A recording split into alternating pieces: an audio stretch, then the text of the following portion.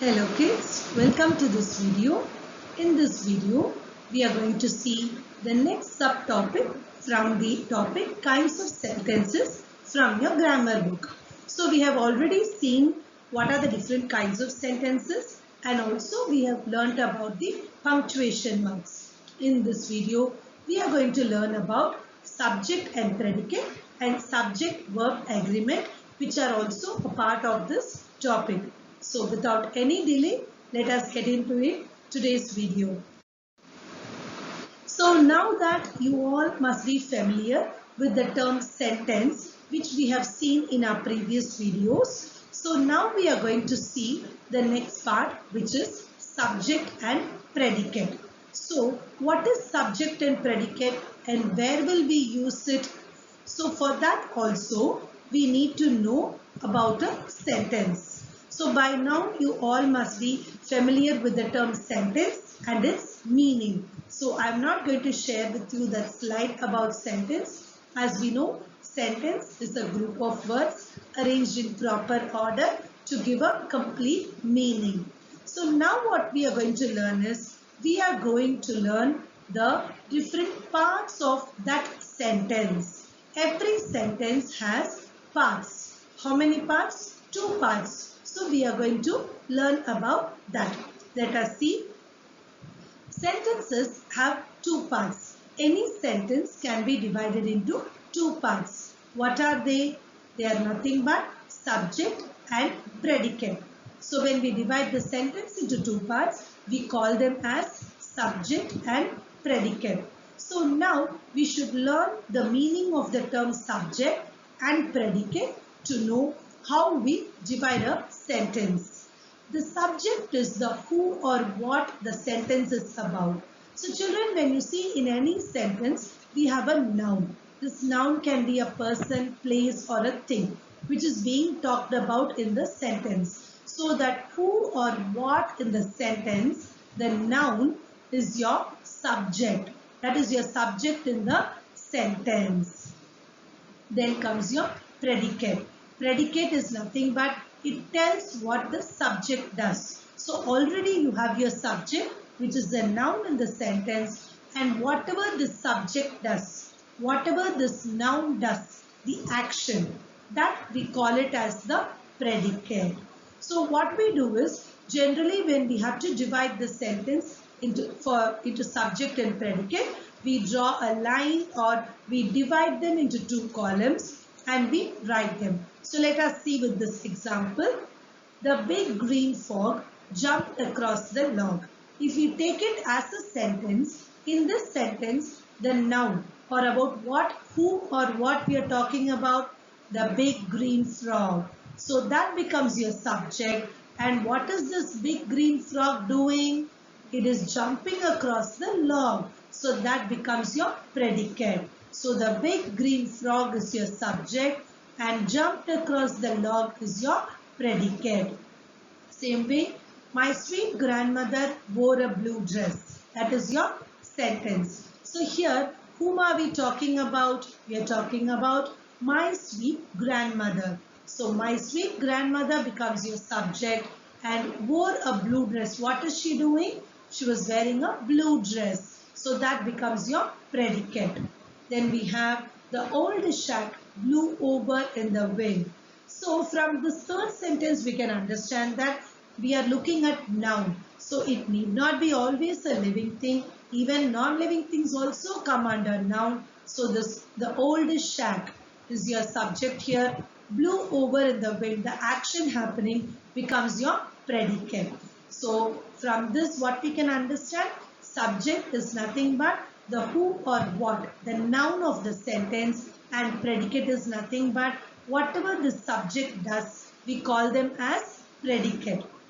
So children, we cannot directly call the subject as completely noun, because if you see in all these 3 sentences, along with the nouns like frog, grandmother, shack, we have an adjective like big green in the first sentence, sweet in the second sentence, old in the third sentence. So every time we cannot say that the nouns are the subjects. Yes, most of the time it would happen, But in these cases, even adjectives describing the nouns also come with the subject. So next we have here, which says in short who or what the sentence is about. So what is the main crux? Who is this sentence about, or what is this sentence about? Comes with your subject, and this, what is the subject doing? That becomes your predicate. So here we have a sentence which shows us the meaning of the term subject and predicate. So, as we already saw, the subject is about the who, which is the noun. So, we can also call them as naming part. The naming part is the subject, and the telling part, that is the action part. What does the subject do? The action part, the telling part becomes your predicate. So, I felt this is another easy way to understand. Subject is nothing but your telling part in the naming part in the sentence, and predicate is nothing but your telling part in the sentence. So let us read this example quickly. Tim hugs his dog. So here, who is doing it? Tim. So Tim is the naming part, which is the subject, and hugs his dog. That is the action he does. So that becomes your predicate. Pam swims in the pool. Pam is the subject now, and what is Pam doing? Swimming in the pool. So swims in the pool becomes your predicate. So here we have few sentences which have been divided as subject and predicate. So if you see, your subject will be your noun part, or who is doing the action, or what is the sentence about, that comes in your subject part, and your predicate is nothing but what is the subject doing, that becomes your predicate part. So these examples will help you to understand how to divide a sentence into subject and predicate. So when you get any sentence, first read the sentence and look for the subject. Then you can mark it as subject, or you can draw a table and write under the subject heading, you can write the noun, and then read the sentence to find out what is this noun doing and fill it up in the predicate column. So this will be easy for you to divide the sentence into subject and predicate. So now that we have seen about subject and predicate, the next point which we are going to learn is subject-verb agreement. So in any sentence, you will have a subject and you will have a verb. So this verb is nothing but, this is the verb which comes in your predicate part. When we learnt about subject and predicate, in your predicate part only your verb of the sentence will be appearing. So this verb which appears in the predicate part and also this subject should agree with each other.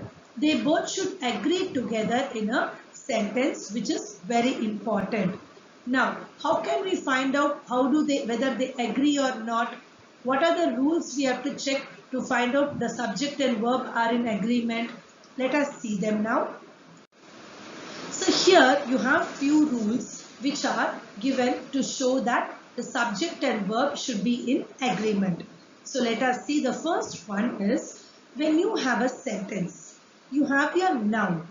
If your noun is a singular noun, then which is your subject in that particular sentence, then your verb in the sentence will end with yes. In case of present tense, when your sentence is in present tense form, then the verb in the sentence will end with yes. So let me read this example and explain you. The dog walks down the street. So this is your sentence and it is in present tense form. So here, first let us see what is the subject in this sentence. The subject is the dog, and this subject, dog, it is a noun, and this noun is singular. We are talking about one dog here. So it is singular. So your verb in that particular sentence, which is walks, should end with yes. Should end with yes. So if it ends with yes, then we can say that in this sentence, the subject and verb agree with each other. So this is how we do it for a present tense form. then noun. If your noun is plural, that is if your subject is plural, then what will we do? Let us take the example and see. The dogs walk down the street. So here the subject dogs. It is a noun which is in plural form. Dogs. So here your verb will not end with yes. Your verb will not end with s. So in that case, what you can say? Your subject, which is in plural form, and your verb agree with each other. So this is how you can say that the subject and verb agrees with each other in the present tense form. Okay, now that we have our nouns, it can be here we have some common noun dog, but there are few pronouns also which we use in a sentence. So for those cases, let us see how we can see for this subject verb agreement. I walk the dog every day. So here I am talking about myself. So even though I talk about myself, my verb here doesn't end with s, because if you see in the first example, for singular noun we are adding s, but here I, even though it refers to one person, here the verb does not end with s. Same way, you walk the dog on Tuesday. So here, you is a verb, pronoun which can be used both for singular and for plural also. So in that case also, you walk. Here also, we are not adding s. So when you see for the subject verb agreement, if you remember these rules, whatever may be your sentence, you can apply these rules, or you can check with these rules to say whether the subject and verb in that sentence are in agreement. So please go through the rules. There are few rules given. These rules are given in your grammar book also. Now let us see few more cases where when your subject is a particular noun or a pronoun, what will be your verb? So when your subject is I, in those cases your verbs will be am. When your subject is you, we or they, so in these cases your subjects are plural. More, it refers to more than one person. So your verb is are. Same way, if your subject is I, you just write the verb as do. You do not add s.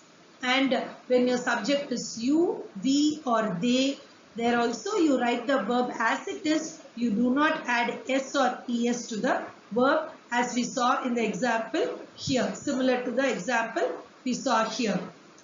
Now, here if you see the next one, he, she, it. When you have any of these pronouns in your sentence, as your subject, your verb will be is. All these are for your present tense cases. So when your sentence is in present form, we use these verbs. And you have he, she or it in your sentence as subject, and you don't have a helping verb like is, am or are. You have a normal verb, then it will end with s or es. So here we saw the example with s, and here the example is with es. That depends upon the verb to verb. So here we have the similar way. We have for the subjects I, you, we and they, you will use the verb have. So when you have any of these subjects in your sentence, you will be using the verb have for your present tense form. And if you have a he, she or it, then you will be using the verb has. So when this kind of sentence comes, you can easily understand that the subjects and verbs are agreeing with each other. This is also another example similar to this do, where in does we add es, but for stem we add s. That is for I, you, we and they. All these refer to more than one person. So we only write that verb stem. But when we use he, she or it, it refers to one person. So we use the verb stems. So these are the different rules which you have to remember when you go for the subject verb agreement. So here we have few examples with pictures to make you understand better. One dog is sitting on the grass. So here your subject is one, singular. So you are using the verb is, sitting on the grass. So subject and verb agrees with each other. Next sentence, two dogs are sitting on the grass. Here your subject is two dogs. The subject is plural. So in that case, you are using the verb are. So then in this case also, your subject and verb agrees. So the same sentence you have been given the pictures also for better understanding. So these are the examples given for your present tense form. So once you're thorough with your present tense form, you also know the similar verbs corresponding to the past tense. So you can easily substitute them for your past tense also. Now let us see another example. The dog chases the cat. So here we don't have a be form of verb like is or are. We have a normal action word verb. So the dog is a singular word, subject, and so we are using S at the end of the verb to show that subject and verb agrees with each other. Next we have the dogs chase the cat. Here your subject is plural. So when your subject is plural, your verb will not end with an S. So you have the dogs here. So you will be having the verb as only chase. So in this case, when you have the dogs chase the cat, you can say that the subject and the verb agree with each other. So children, these are the different rules. If you remember these rules as to how is your subject, is it singular or plural? So if it is singular, we have to add S to the verb. If it is plural, we should not add S to the verb. Then in those cases, the subject and verb will agree with each other. And in cases where your verbs are be form of verbs like is, are, then in those cases also you will check your subject whether it is singular or plural, and based on that you will be using the corresponding verbs. So children, with this you all must have got an idea about what are the different subject, what are they, singular, plural, and then how to choose or how to see that the verb agrees with them. So here I have given a simple worksheet. So I'm not going to share the answer with you during this video. You can pause at this point and you can try to come up with the answers by yourself with what we have seen till now, so that it would be a very good exercise for you. So children, I think you can all read this exercise and then you can come up with your answer, which will help you for your better understanding on subject and verb agreement. So yes, in this video we learned about subject and predicate and also subject verb agreement. These are the last two subtopics of the topic kinds of sentences. So under kinds of sentences, we learnt about punctuation marks, we learnt the different kinds of sentences, and then in this video we have learnt about subject and predicate and also subject verb agreement. So I hope all these videos would have been useful for you to learn the concept of the subject predicate and subject verb agreement. We have a lot of exercises in our grammar book to practice, which will help you in your understanding. So with this, we have come to the end of this particular topic, kinds of sentences. I will meet you all in the next video with another topic. Thank you.